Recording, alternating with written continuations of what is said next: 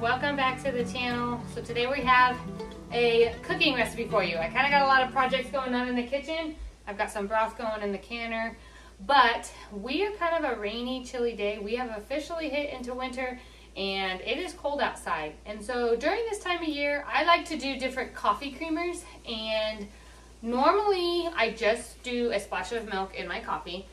If you followed me for a while, you know I got rid of coffee creamers years and years and years ago, but there are times that I like to have a special little treat. And I do have a pumpkin spice coffee creamer out. I do have a peppermint mocha one out, and I can drop those in the description. But today we're going to make a salted caramel coffee creamer. So if you're not a peppermint person, you're not a pumpkin person, maybe you are a salted caramel person, and this recipe will be for you.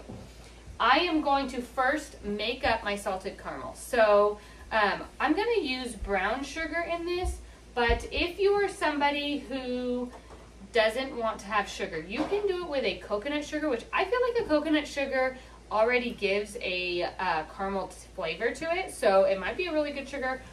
Or you can use a sucanat, which is a really good sugar as well, that are a more natural sugar. I'm using brown sugar in this. But you can use however you would like. As a treat, I don't mind using a little bit of brown sugar. So I put in 1 cup of brown sugar into my pot here. I turn my pot onto medium heat, and I am just going to stir and whisk until it is completely melted and a liquid form. You don't want to walk away from this. You want to kind of keep stirring constantly because you don't want it to burn. You just want it to melt before you add in your other ingredients.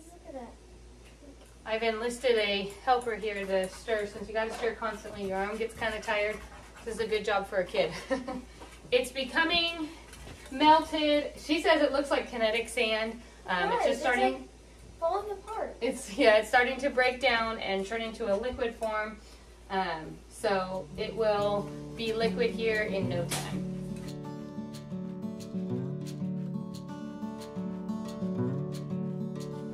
Okay, while we were melting the sugar, we went ahead and used a spoon. It's just about a complete liquid now. So we're going to actually switch to a whisk. I'm going to give you this. And you're going to add in 6 tablespoons of butter. And you're going to whisk that around constantly while it melts in with the caramel. Once the butter is completely melted, you're going to actually let it sit there without stirring for 1 minute before you add in your heavy cream. Okay, I went ahead and turned off my heat, and now I'm going to go ahead and add in my heavy cream, and I'm going to whisk it around until it's nice and smooth. Okay, now that I have everything stirred in, if little pieces of crystallized sugar gets into it, that's okay. Sometimes I just like spoon them out, sift them out. A lot of times they will melt as you keep it on the heat. But I went ahead and turned my heat off, and now I'm going to remove it from my heat, and I'm going to add in 1 teaspoon of salt to my caramel. I'm going to go ahead and whisk that in.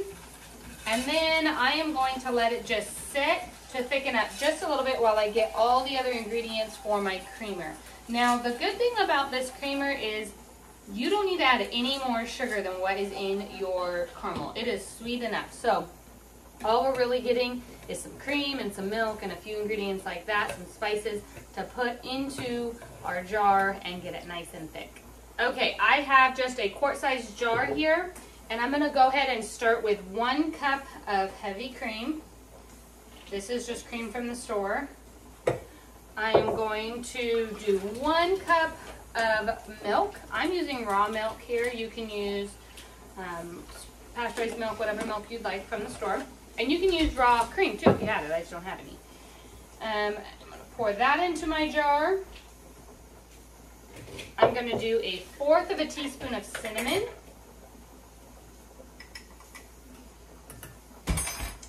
And 1/2 teaspoon of vanilla extract.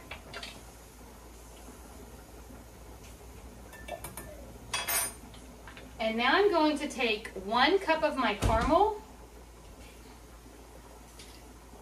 which is about all of it. I might have just a teeny bit left over.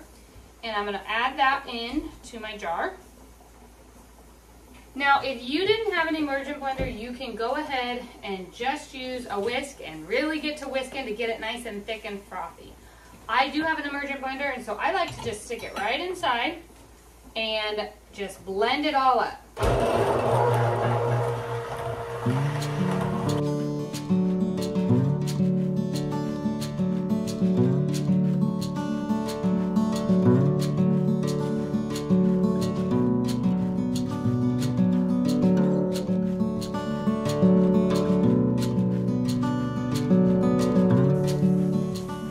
Now, the longer you let this go with your immersion blender, the thicker and more fluffy your creamer is going to be.